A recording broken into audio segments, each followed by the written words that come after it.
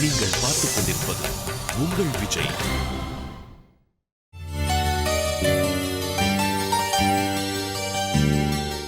இன்று 1/1/2013 மார்கழி மாதம் 17ஆம் நாள். இதற்கு மார்கழி மாதத்தில் தான் ஆங்கில வருட பிறப்பு பிறக்கிறது.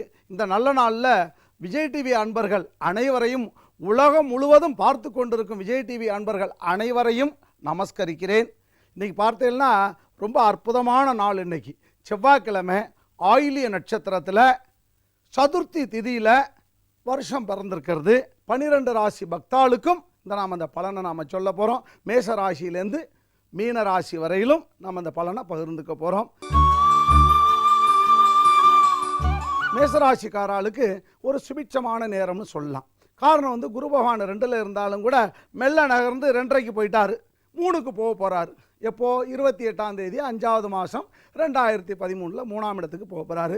ஏப்ரல் மாதம் 3ஆம் தேதி வரலும் எதுலேயுமே நாம் கொஞ்சம் எச்சரிக்கையாக இருக்கணும். அதுக்கு மேலே பார்த்தாக்கா ஜூலை வரலும் ரொம்ப சுபிட்சமாக இருக்கும். 9 கிரகத்தில் 7 கிரகங்கள் நமக்கு சாதகமாக இருக்கிறது. எந்த விதமான ஒரு பாதிப்பும் நமக்கு வராது. அதுலேருந்து எடுத்துட்டாக்கா டிசம்பர் மாதம் 30ஆம் தேதி 2013 வரையிலும் கொஞ்சம் சின்ன சின்ன தர்ம சங்கடங்கள் இருந்தாலும் கூட அதை நாம் ஜெயிச்சுடலாம். ஏன்னா 3ல் போகக்கூடிய குரு கொஞ்சம் சங்கடத்தை தான் பண்ணுவார். எப்போவுமே எல்லாத்தையும் நம்ம அனுபவமாக தான் எடுத்துக்கணுமே தவிர பாதிப்பை உண்டு பண்ண மாட்டார். காரணம் இந்த வருஷம் புதாதித்யா யோகத்திலையும், சபமிருத யோகத்திலையும், அச்சுத யோகத்திலையும், கீர்த்தி பவன யோகத்திலையும், சாரமித்திரு யோகத்திலையும் வருஷம் பிறந்திருக்கிறதுனால நமக்கு எல்லா காரியங்களையும் பகவான் பார்த்துப்பார். மேசராசி அன்பர்களுக்கு இந்த வருஷத்தை பொறுத்த அளவுக்கு 100%க்கு 70% மட்டுமே நன்மையே நடக்கக்கூடிய வருஷம் இது. உங்களுடைய அதிர்ஷ்டமான எண் 6. சுக்கிரனுடைய எண்ணில் நாம் எதையுமே துவங்கலாம். வண்டி வாகனங்களை வாங்கலாம், நல்ல ஒரு காரியங்களை செய்யலாம். வீடு வாங்குறச்ச கூட அந்த எண்ணை பார்த்து நம்ம தேர்வு செய்யலாம். இதுதான் ஒரு அற்புதமான ஒரு சூழ்நிலையை உங்களுக்கு உண்டு பண்ணும். ஓம் நமோ நாராயணாய. ரிஷபராசி அன்பர்களே, ஆங்கில புத்தாண்டு வாழ்த்துக்கள். அனைவரையும் நமஸ்கரிக்கிறேன். இந்த வருஷம் துவங்கியிருக்கிறதே ரொம்ப அற்புதமான நிலையில் துவங்கியிருக்கிறது. காரணம் என்ன அப்படின்னா, ஜென்மத்தில் இருந்த குரு அப்படியே மெல்ல நகர்ந்து 2ஆம் இடத்துக்கு வரப்போகிறார் 28ஆம் தேதி 5வது மாதத்தில். அது நமக்கு ஒரு ப்ளஸ் பாயிண்ட்டு. அதே நேரத்தில் நாம் எல்லா காரியங்களையும் திட்டமிட்டு தான் செய்கிறோம். ஆனால் சில காரியங்கள் தடுமாற்றங்களை உண்டு பண்ணும். அது எந்த தேதி வரையில்? மார்ச் மாதம் 3ஆம் தேதி வரையில் நாம் கொஞ்சம் எதுலேயுமே கொஞ்சம் கவனமாக இருக்கணும். குறிப்பாக பெண்களுக்கு சந்திரனுடைய நிகழ்வுகளும் சுக்கிரனுடைய நிகழ்வுகளும், சுக்கிரன் பார்த்தாக்கா 30 நாளைக்கு ஒரு முறை தான். அதே சூரியனுடைய நிகழ்வு பார்த்தீங்கன்னா சூரியனுடைய சுழற்சி 30 நாளைக்கு ஒரு முறை தான் சுழற்சி ஆகிறா. இப்படி அதாவது கிரகங்கள் சனி 2.5 வருஷம், புதன் 30 நாள், செவ்வாய் 45 நாள், இதெல்லாம் நம்ம கால்குலேஷன் போட்டு தான் நம்ம அந்த பலனை கொண்டு வர்றோம். அப்போது அந்த மார்ச்சுக்கு மேலே பார்த்தீங்கன்னா 9 கிரகத்தில் ஜூலை 6ஆம் தேதி வரையிலும் 7 கிரகம் நமக்கு சாதகமாக இருக்குது. எந்த ஒரு காரியத்தை தொட்டாலும் நமக்கு சிறப்பாக அமையும். வெளியூர் வெளிநாடு பிரயாணங்கள்லாம் ரொம்ப சுபிட்சமாக இருக்கும்.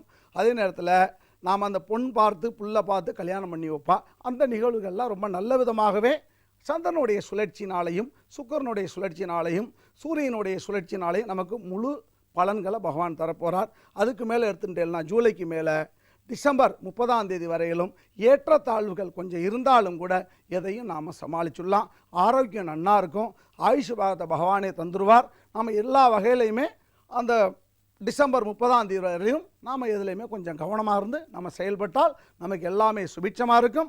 இந்த ஆங்கில புத்தாண்டை பொறுத்த அளவுக்கு உங்களுக்கு 100%க்கு 79% மட்டுமே நன்மையே நடக்கக்கூடிய வருடம் இது. உங்களுடைய அதிர்ஷ்டமான எண் 5. மிதுனராசி அன்பர்களே, உங்கள் அனைவரையும் நமஸ்கரிக்கிறேன். ஏப்ரல் வரையிலும் எடுத்த காரியங்கள் அத்தனையும் நாம் சித்தி பண்ணிவிடலாம். ஏப்ரல் 6ஆம் தேதி வரையிலும், ஏப்ரல் 7க்கு மேலே ஆகஸ்ட் 12 வரையிலும் 9 கிரகத்தில் 4 கிரகங்கள் கொஞ்சம் அப்படி தடுமாற்றமாக இருக்கிறது. மீதி 5 கிரகங்கள் நமக்கு எல்லா காரியத்தையும் சித்தி பண்ணும். எதுலேயுமே மனோபலத்தினாலையும் தைரியத்தினாலையும் காரியத்தை நாம் சித்தி பண்ணணும். காரணம் என்ன அப்படின்னா, இயற்கையுடைய சீற்றங்கள் நிறைந்த வருஷம்னு சொல்லலாம். இந்த வருஷத்தை பொறுத்த அளவுக்கு நாமளும் கொஞ்சம் எச்சரிக்கையாக இருக்கணுமே. எந்த ஒரு காரியத்திலையும் தடுமாற்றமாக இல்லாமல் செய்யணுமே. பக்தி பிரார்த்தனையினாலேயே நாம் கொஞ்சம் நன்மைகள் அடையலாம். ஆகஸ்ட்லேருந்து எடுத்துட்டேன்னா வர்ற டிசம்பர் 30ஆம் தேதி வரையிலும் 2013 டிசம்பர் கடைசி, இந்த வருஷ கடைசி வரையிலும் நமக்கு நன்மையே நடக்கும். 9 கிரகத்தில் 7 கிரகங்கள் நமக்கு சாதகமாக இருக்கிறது. இந்த வருஷத்தை பொறுத்த அளவுக்கு பார்த்தால் 100%க்கு 69% மட்டுமே நமக்கு நன்மையே நடக்கும். மீது வருஷத்தில் சதவீதம் குறைஞ்சி போயிடுத்தேன்னு நம்ம கவலைப்படக்கூடாது. ஏன்னா சுக்கிரனுடைய சுழற்சியும் சூரியனுடைய சுழற்சியும் செவ்வாயுடைய சுழற்சியும் இதெல்லாம் அதாவது மாதம் ஒரு தடவையும் 45 நாளைக்கு ஒரு முறையும் சந்திரனுடைய சுழற்சி 2.25 நாளுக்கு ஒரு முறையும் சுழற்சிகள் மாறுறதுனால நாம் எதை பற்றியும் கவலைப்பட வேண்டாம், பயப்பட தேவையில்லை. பக்தியாக இருங்கோ, பிரார்த்தனையாக இருங்கோ, அருகாமையில் இருக்கக்கூடிய சன்னதிக்கு போங்க, எல்லாத்தையும் பகவான் பார்த்துப்பார். எம்பெருமான் ஸ்ரீமன் நாராயணன் உங்களுக்கு கூட இருந்து பரிபூரணமான அனுகிரகத்தை செய்வார். ஓம் நமோ நாராயணாய்.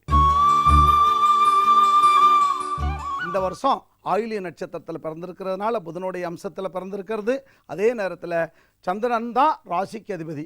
அவனுடைய நிகழ்களை வச்சு பார்க்கிறச்ச நமக்கு எதுலேயுமே கொஞ்சம் பதட்டமான நிலைகள் நமக்கு மார்ச் மாதம் 2ஆம் தேதி வரையிலும் இருக்கிறது.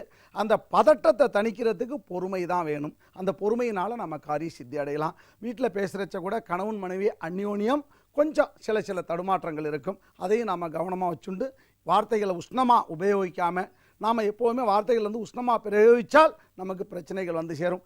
9 கிரகத்தில் 7 கிரகங்கள் நமக்கு சாதகமாக இருக்குது. எடுத்த காரியங்கள் அத்தனையும் நாம் சித்தி பண்ணிக்கலாம். அதே நேரத்தில் ஆகஸ்ட்டுக்கு மேலே டிசம்பர் மாதம் 30ஆம் தேதி முடிய எல்லா காரியங்களையும் பகவான் பார்த்துப்பார். அனுபவத்திலேயே இந்த வருடம் முடிவு நமக்கு நன்மையே தரும். இருந்தாலும் 100%க்கு 74% மட்டுமே நமக்கு நன்மையே நடக்கக்கூடிய வருடம் இது. உங்களுடைய அதிர்ஷ்டமான எண் 4. சிம்மராசி அன்பர்களே, உங்கள் அனைவரையும் நமஸ்கரிக்கிறேன். இன்று 2013ஆம் ஆண்டு இந்த நல்ல நாளிலே காலை பொழுதிலே நல்ல ஒரு செய்தி. காரணம் என்னென்னா, குரு பகவானும் 11ல் வரப்போகிறார் லாபத்தில். இது ஒரு இனிய செய்தி இல்லையா? 10லேருந்து படாத பாடுபடுத்தினார், 11ல் வரப்போகிறார். ஏப்ரல் வரலும் பார்த்தாக்கா கொஞ்சம் சின்ன இடையூறுகள் இருக்கத்தான் செய்யும். அதை பேலன்ஸ் பண்ணுறாரு ராகுவும் கயிற்சி 3/9 மற்ற கிரகங்கள்லாம் நமக்கு மாரல் சப்போர்ட்டு. அப்போ குடும்பத்தில் அமைதி இருக்கும். குடும்பத்தில் பார்த்தா அந்யோன்யம் ஒற்றுமை இருக்கும். பிரிந்த கணவன் மனைவி கூட ஒன்று கூடிடுவா. இது ஒரு நல்ல ஒரு சமாச்சாரம் தானே.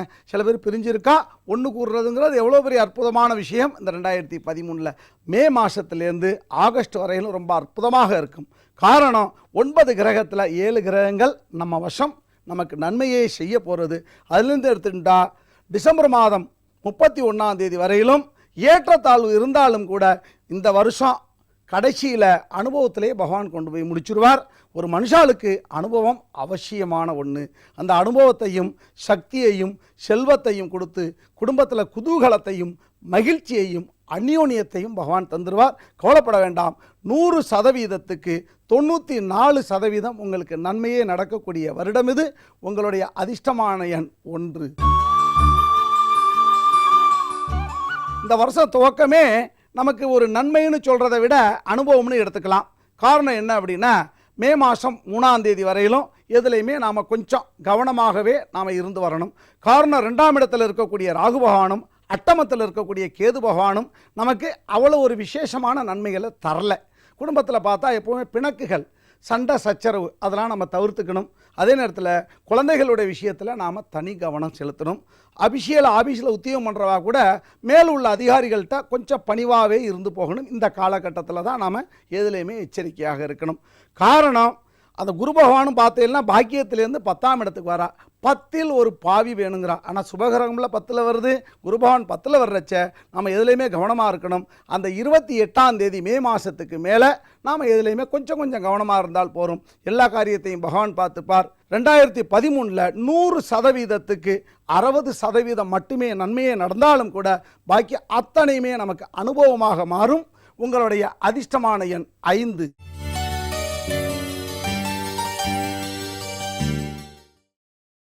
நீங்கள் பார்த்துக் கொண்டிருப்பது உங்கள் விஜய்.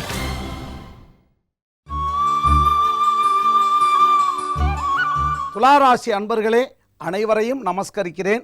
இந்த வருஷம் துவக்கமே பார்த்தேன்னா சனி பகவான் உச்சம், செவ்வாய் பகவான் உச்சம், குரு பகவான் அப்படி மெல்ல நகர்ந்து 28/5 9ஆம் இடத்துக்கு பாக்கியத்துக்கு வரப்போகிறா.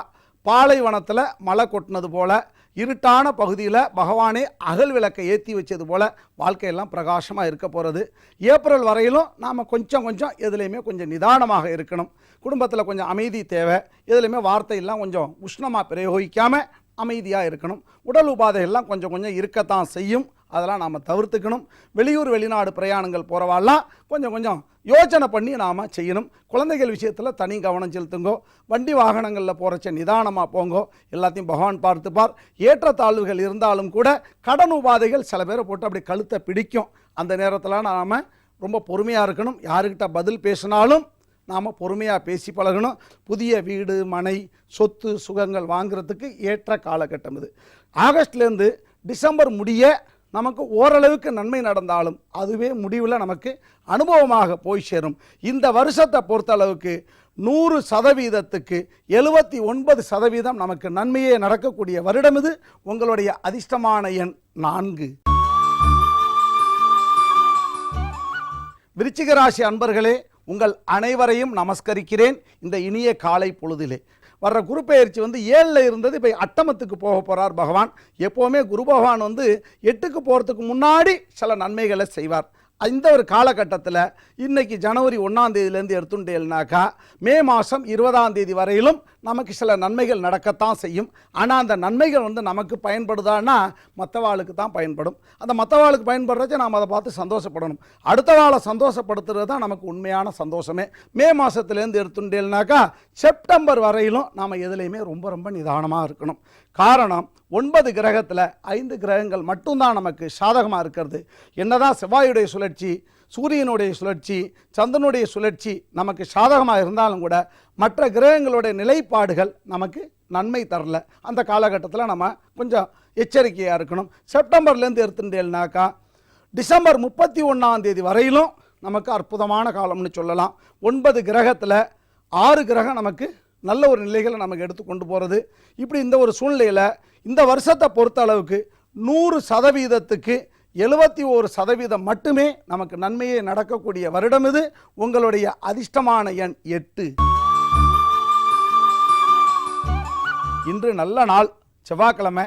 இந்த நல்ல நாளில் பார்த்தாக்க செவ்வாயும் உச்ச வீட்டில் இருக்கார் மகரத்தில், சனி பகவானும் உச்ச வீட்டில் இருக்கார் துலாத்தில், லாபத்தில் ராகு பகவான் இருக்கார், பஞ்சமத்தில் கேது பகவான் இருக்கா. மெல்ல மெல்ல நகர்ந்து குரு பகவானும் சப்தமத்தில் வரப்போகிறார் 28ஆம் தேதி 5வது மாதத்தில். இதெல்லாம் நமக்கு ப்ளஸ் தானே. இருந்தாலும் இந்த மூல நட்சத்திரக்காரால் மட்டும் கொஞ்சம் எதுலையுமே கொஞ்சம் கவனமாக இருக்கணும். காரணம் கேது சுவாமி இல்லையா, கேது தான் சுவாமி. இந்த ஆயில நட்சத்திரத்தில் வருஷம் பிறந்திருக்கிறதுனால நாம் எதுலையுமே கொஞ்சம் நிதானமாக பிப்ரவரி மாதம் 4ஆம் தேதி வரையிலும் இருக்கணும். அவ்வளோதான். அதுக்கு மேலே பார்த்தா நமக்கு ஆகஸ்ட் வரையிலும் ரொம்ப முடிவு ரொம்ப அற்புதமாக இருக்கும். ஆரம்பமும் ரொம்ப நல்லா இருக்கும். இந்த வருஷத்தை பொறுத்த அளவுக்கு 100%க்கு 97% உங்களுக்கு நன்மையே நடக்கக்கூடிய வருடம் இது. உங்களுடைய அதிர்ஷ்டமான எண் 3. ஓம் நமோ நாராயணாய். மகர ராசி அன்பர்களே, உங்கள் அனைவரையும் நமஸ்கரிக்கிறேன். சத்ரு ரோகஸ்தானத்தில் குரு பகவான் வர்றது அவ்வளோ விசேஷம் இல்லை. அதே நேரத்தில் கேது பகவானும் ராகு பகவானும் 4 சுகத்திலையும் அதே நேரத்தில் ஜீவனத்திலையும் சஞ்சரிக்கிறது. கொஞ்சம் ஓங்கி அடிக்கிறத தாங்கி அடிக்கிற மாதிரி சூழ்நிலைகள்லாம் நிகழ்வுகள் நல்லா இருக்கும். மார்ச் மாதத்துலேருந்து எடுத்துட்டேன்னா ஆகஸ்ட் வரையிலும் ரொம்ப அற்புதமாக இருக்கும். 9 கிரகத்தில் 7 கிரகங்கள் நமக்கு சாதகமாக இருக்குது. வியாபாரிகளுக்கு ரொம்ப அற்புதமான காலகட்டம்னு சொல்லலாம். அதே நேரத்தில் ஆபீஸில் உத்தியோகம் பண்ணுறவாள்லாம் இந்த ப்ரொமோஷன் கிடைக்கிறது, வெளியூர் மாற்றங்கள், வெளிநாடு போகிறவா, கடல் கடந்து போகிறவா. ஏன்னா ஜலராசி இருக்கிறது. செவ்வாய் உச்சமானாலும் கூட நமக்கு புதாதித்ய யோகத்தில் வருஷம் துவங்கி இருக்கிறதுனால நமக்கு எந்த விதமான இடையூறுகளும் இருக்காது. இந்த வருஷத்தை பொறுத்த அளவுக்கு 100%க்கு 71% மட்டுமே நன்மையே நடக்கக்கூடிய வருடம் இது. உங்களுடைய அதிர்ஷ்டமான எண் 6. கும்பராசி அன்பர்களே, உங்கள் அனைவரையும் நமஸ்கரிக்கிறேன். ஆங்கில புத்தாண்டாக இருந்தாலும் கூட உங்களுடைய ராசியுடைய சுவாமி சனி பகவான் தான். அவர் போய் துலாத்தில் உச்சமாக இருக்காளே, இது நமக்கு நல்ல விஷயந்தானே. ஏப்ரல் வரையிலும் எடுத்த காரியங்கள் எல்லாமே நாம் சித்தி பண்ணிடலாம், கவலைப்பட வேண்டாம். காரணம் என்னன்னு கேட்டாக்கா 3-9 இருக்கக்கூடிய ராகுவும் கேதுவும் நமக்கு நல்ல ஒரு பலன்களை கொடுக்குறா. வரக்கூடிய காலகட்டம் 28-5 குரு பகவான் பஞ்சமத்தில் போகிறார். இதுவும் நமக்கு எல்லா காரியங்களையும் சித்தி பண்ணிடும். குறிப்பாக பெண்களுக்கு ஆடை ஆபரணங்கள், வீட்டுக்கு தேவையான பொருள்கள், உபகரண பொருள்கள் அத்தனையும் வீடு தேடி வந்து சேரும். ரொம்ப ஒரு அற்புதமான வருடம்னு சொல்லலாம் இந்த வருஷம் துவக்கத்தை. காரணம் பாவகிரகங்கள் 3, 6, 11 இருக்கணும்னு சொல்லுவாள். அந்த நிகழ்வுகள்லாம் உங்களுக்கு ரொம்ப அற்புதமாக அமைஞ்சிருக்கிறது. 100%க்கு உங்களுக்கு 79% நன்மையை நடக்கக்கூடிய வருடம் இது. உங்களுடைய அதிர்ஷ்டமான எண் 8. இன்று இந்த காலை பொழுதிலே இந்த நல்ல நாளிலே சந்திக்கிறதுல ரொம்ப மகிழ்ச்சி. காரணம் வந்து மீனராசிக்கு சுவாமி குரு பகவான் தான். அவர் மெல்ல மெல்ல நகர்ந்து அப்படியே 3ல் இருந்தவர் 3:30க்கு போய் இப்போ 4க்கு மாற போகிறார் சுகஸ்தானத்துக்கு. சுகத்தில் குரு போகிறது அவ்வளோ விசேஷம் இல்லை தான், இருந்தாலும் நமக்கு சில நன்மைகள் நடக்கத்தான் செய்யும். மற்ற கிரகங்களுடைய சுழற்சியை வச்சு பார்க்குறச்ச இன்னிலேருந்து எடுத்துட்டாக்கா நமக்கு மார்ச் மாதம் 31ஆம் தேதி வரையிலும் எதுலையுமே நாம் சற்று கவனமாக இருக்கணும். காரணம் வாக்கில் இருக்கக்கூடிய கேது பகவானும் அட்டமத்தில் இருக்கக்கூடிய ராகு பகவானும் சில தர்ம சங்கடமான சூழ்நிலைகளை உண்டு பண்ணுவா. எதுலையுமே நம்ம ஜெயிக்கணும்னா நம்ம பொறுமையாக இருக்கணும், புத்திசாலித்தனமாக இருக்கணும், மற்றவா சொல்கிறத காதில் வாங்கி பேசணும். செப்டம்பர்லேருந்து எடுத்துட்டேன்னாக்கா டிசம்பர் 31ஆம் தேதி வரையிலும் 9 கிரகத்தில் 7 கிரகம் நமக்கு சாதகமாக இருக்குது. இந்த காலகட்டத்தில் எதிர்பாராத நன்மைகள், அதாவது கும்பிட போன தெய்வம் குறுக்க வந்த கதையாக நமக்கு எல்லாமே நன்மைகளே நமக்கு நடந்து வேறும். இந்த வருஷத்தை பொறுத்த வரைக்கும் 100%க்கு 73% மட்டுமே நமக்கு நன்மையே நடக்கக்கூடிய வருடம் இது. உங்களுடைய அதிர்ஷ்டமான எண் 1. ஓம் நமோ நாராயணாய்.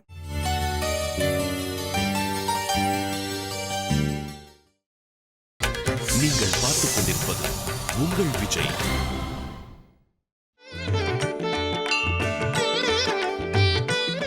அன்பார்ந்த விஜய் தொலைக்காட்சி நேயர்களே, ஆண்டு பலன் 2013 என்ற இந்த பகுதியில் உங்கள் அனைவரையும் சந்திப்பதில் பெருமகிழ்ச்சி அடைகின்றேன். முதலில் இந்த நிலையத்தின் சார்பில் உங்கள் அனைவருக்கும் இனிய ஆங்கில புத்தாண்டு நல்வாழ்த்துக்களை தெரிவித்துக் கொள்கின்றேன். அதாவது ஒவ்வொரு வருடமும் இந்த ஆங்கில புத்தாண்டு மார்கழி மாதத்தில்தான் பிறக்கின்றது. இந்த மார்கழி மாதம் யாருக்கு உரிய மாதம்? திருமாலாகிய விஷ்ணுவையும் நம்முடைய சைவத்தின் தலைவனாகிய சிவபெருமானையும் நாம் தொடர்ந்து வழிபடும் மாதம். திருப்பாவையும் திருவம்பாவையும் திருப்பள்ளி எழுச்சியும் பாடப்படுகின்ற மாதம்.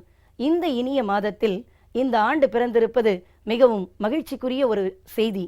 நாம் ஏற்கனவே ராசி பலனில் நம்முடைய மரபுப்படி நம்முடைய ஒவ்வொரு ராசிக்கும் இந்த ஆண்டு என்ன பலன் என்பதை அறிந்தோம்.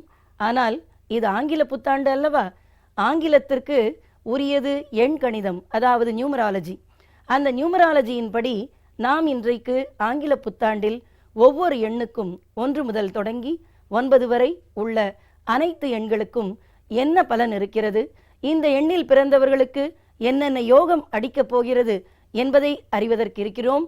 அதற்காக இன்றைக்கு நம்மிடையே வருகை புரிந்திருப்பவர் ஜோதிட மாமணி, வாஸ்து சாம்ராட் என்றெல்லாம் அழைக்கக்கூடிய ஜோதிட பூஷன் பழனியப்பன் அவர்கள். அவருக்கு நிலையத்தின் சார்பில் உங்கள் சார்பில் என்னுடைய பணிவான வணக்கத்தை தெரிவித்துக் கொள்கிறேன். வணக்கம் சார். விஜய் டிவி நேயர்கள் அனைவருக்கும் எங்களுடைய இதயம் கணிந்த புத்தாண்டு நல்வாழ்த்துக்கள். இப்பொழுது நம்ம 1 முதல் 9 வரை இருக்கக்கூடிய எண்களுக்கு உண்டான இந்த ஆண்டு ராசி பலன் எப்படி இருக்கிறது, 1ஆம் எண்ணுக்குரிய பலன்கள் எப்படி இருக்குன்னு கொஞ்சம் சொல்லுங்க. அதாவது 1ஆம் தேதி பிறந்தவர்கள் என்றால் 1, 10, 19, 28ஆம் தேதி பிறந்தவர்கள் அனைவருமே 1ஆம் தேதி ஆதிக்கத்திற்கு உட்பட்டவர்கள். இவங்க வந்து ரொம்ப நேர்மையான குணம் கொண்டவர்கள். அதே நேரத்தில் உள்ளொன்று வைத்து புறமொன்று பேசாத உத்தம குணத்தினர்னு கூட சொல்லலாம் அவங்கள.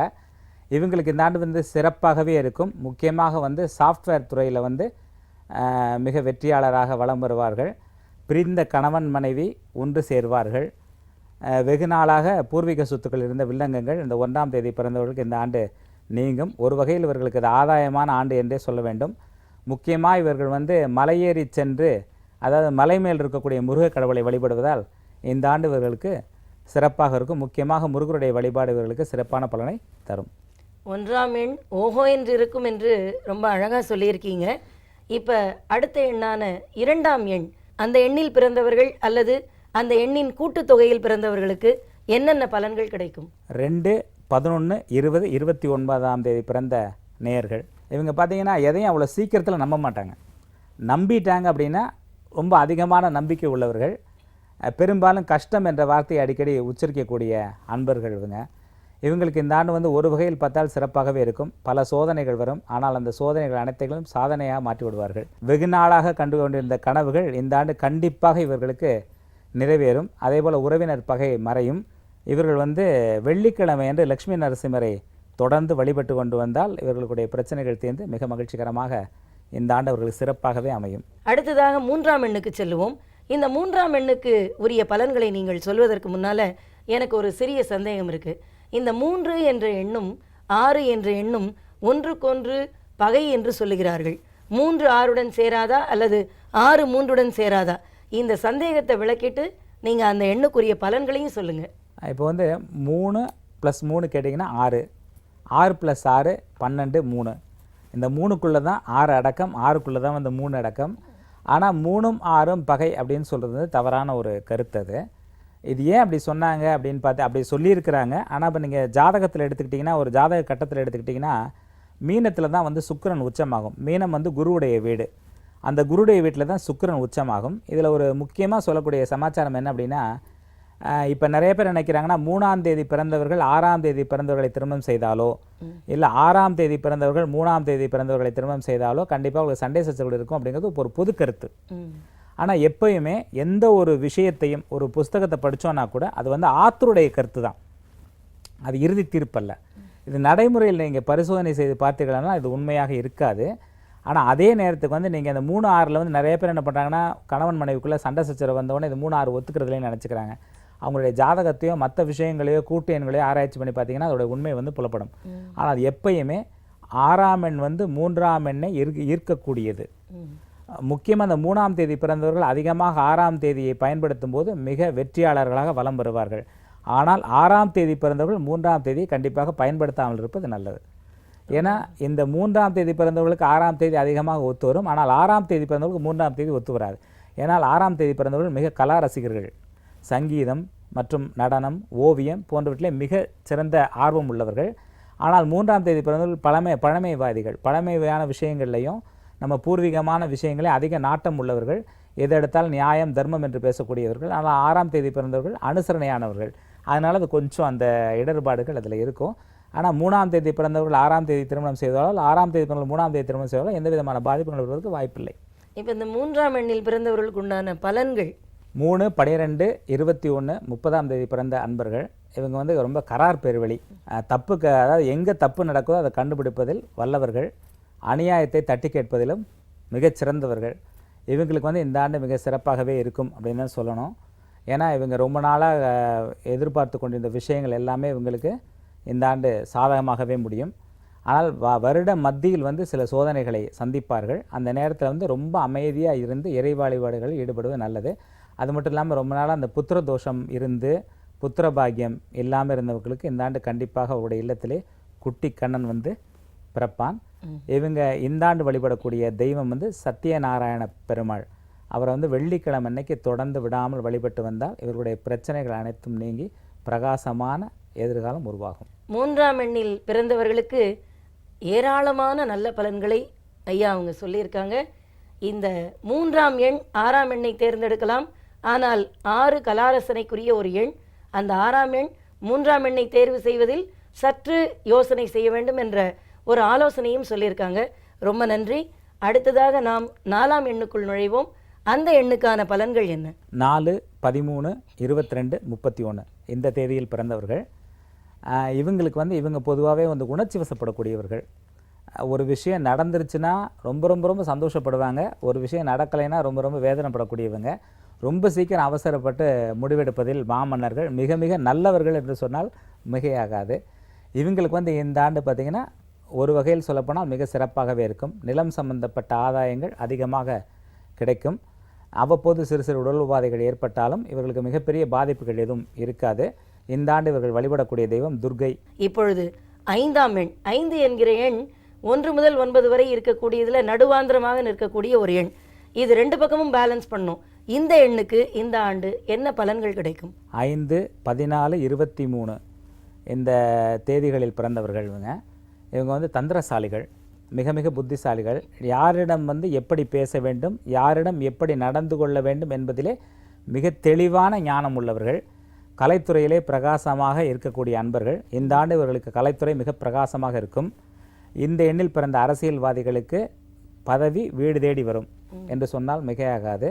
அதே போல் இவங்களுக்கும் இந்த ஆண்டு வந்து ரொம்ப தள்ளி சென்ற திருமணங்கள் மிக சுலபமாக நடைபெறும். விரும்பிய பெண்ணையோ இல்லை விரும்பிய மணமகனையோ மணப்பார்கள். இவர்கள் வழிபடக்கூடிய தெய்வம் வெங்கடாஜலபதி. இந்த ஆண்டு இவர்கள் தொடர்ந்து வெள்ளிக்கிழமை அன்று பெருமாளை வழிபடுவதால் நல்ல பலன்களை அடையலாம். 5ஆம் எண்ணில் பிறந்தவர்களுக்கு பதவி உதவி செய்யும்னு சொல்லியிருக்கீங்க. இப்பொழுது 6ஆம் எண்ணுக்குள் நுழைவோம். அதாவது 6, 15, 24ஆம் தேதி பிறந்த அன்பர்கள் இவங்க வந்து மறைமுகமான தைரியசாலிகள். எந்த ஒரு விஷயத்தையுமே வந்து ஆர்வமாக கவனித்து செய்யக்கூடிய அன்பர்கள். இவங்களுக்கு வந்து இந்த ஆண்டு வந்து பயம், ஏமாற்றம், அதிர்ஷ்டம், கவலை, தைரியம் எல்லாம் கலந்த ஆண்டுன்னு சொல்லலாம். அதனால் கொஞ்சம் நிதானமான போக்கிலே செல்வது நல்லது. பயணங்களில் மிக கவனமாக இருக்க வேண்டும். குறிப்பாக சொல்ல வேண்டுமென்றால் வெள்ளிக்கிழமை என்று மதியம் இவருடைய பயணங்களை தவிர்த்து விடுவது நல்லது. தவிர்க்க முடியாத காலங்களில் சிறந்த வழிபாடுகள் செய்த பிறகு பயணங்களை தொடர்வதும் நல்ல பயனை தரும். வருடத்தின் மத்தியில் ஒரு ஏமாற்றம் ஏற்படுவதற்கு வாய்ப்பு இருக்கிறது. ஆகையால் பண விஷயங்களில் கவனமாக இருக்கவும். இவங்க இந்த ஆண்டு வழிபடக்கூடிய தெய்வம் வந்து மகாலட்சுமி. குறிப்பாக புதன்கிழமை மற்றும் வெள்ளிக்கிழமை என்று மாலை நேரத்திலே மகாலட்சுமிக்கு தாமரை நூல் திரி போட்டு விளக்கேற்றி வழிபடுவது நல்ல பலனை தரும். 6ஆம் எண்ணுக்குரிய அன்பர்கள் எல்லாம் அதிர்ஷ்டசாலிகள் தான். இருந்தாலும் அவர்கள் விழிப்புணர்வோடு செயல்பட வேண்டும் இந்த ஆண்டில் என்று அழகாக சொல்லியிருக்காங்க. ஐயா, இப்போ 7ஆம் எண்ணுக்குள் நுழைவோம்.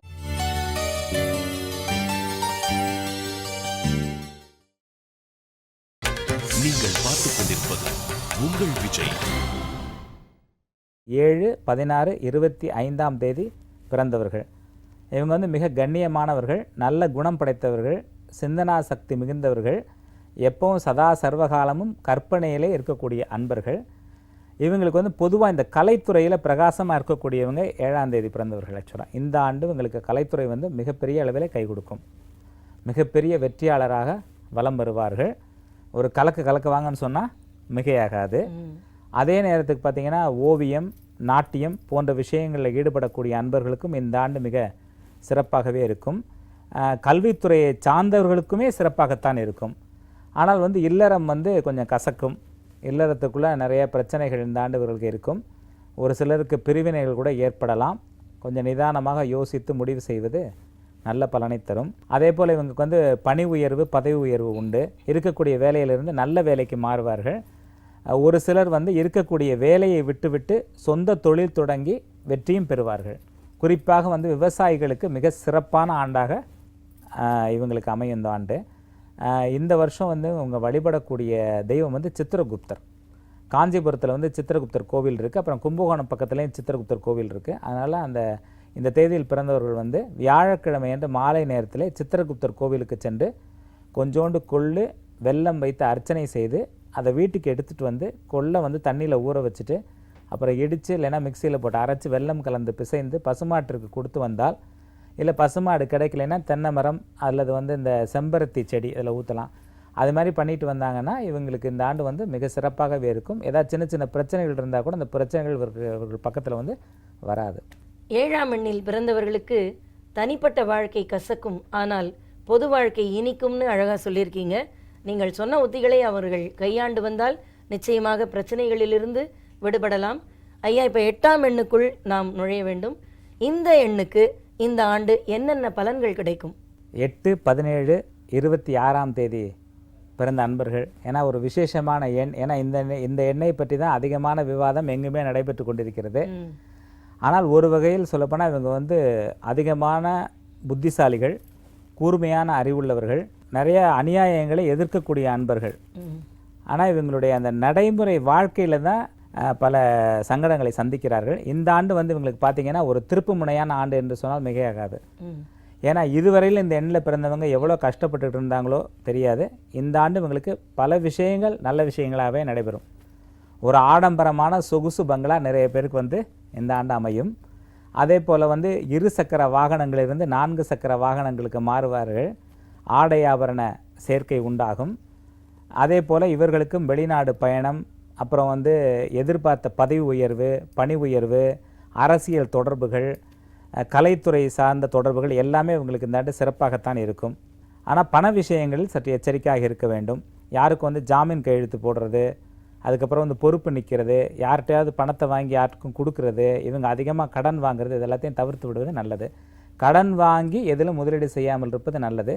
இந்த எண்ணில் பிறந்து மிகப்பெரிய தொழிற்சாலைகள் வைத்திருக்கக்கூடிய அன்பர்களுக்கு மேலும் சில தொழிற்சாலைகளை வாங்குவது, மேலும் புதிய தொழில் தொடங்குவது என்று சிறப்பான பலன்களே நடைபெறும். பண விஷயங்களில் மட்டும் சற்றே நிதானத்தை கடைபிடிப்பது மிகச்சிறந்த பலனை தரும். குறிப்பாக இவர்கள் பௌர்ணமி அன்று சிவபெருமானை தொடர்ந்து வழிபட்டு வருவது நல்ல பலனை ஏற்படுத்தி தரும்.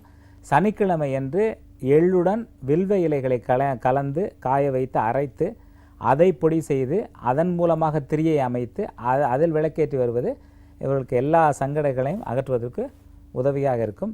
ஜனகால ஜாதகத்தை பொறுத்து சில பிரச்சனைகள் ஏற்பட்டால் இதுபோல் வழிபாடுகளை செய்து வந்தார்களால் இந்த ஆண்டு இவர்களுக்கு மிக சிறப்பாகவே அமையக்கூடிய ஆண்டாக இருக்கும். ரொம்ப அழகாக சொன்னீங்க சார். 8ஆம் எண்ணில் பிறந்தவர்களுக்கு ஒரு விருப்பமான திருப்புமுனை காத்துட்ருக்குன்னு சொல்லியிருக்கீங்க. ரொம்ப மகிழ்ச்சியான செய்தி.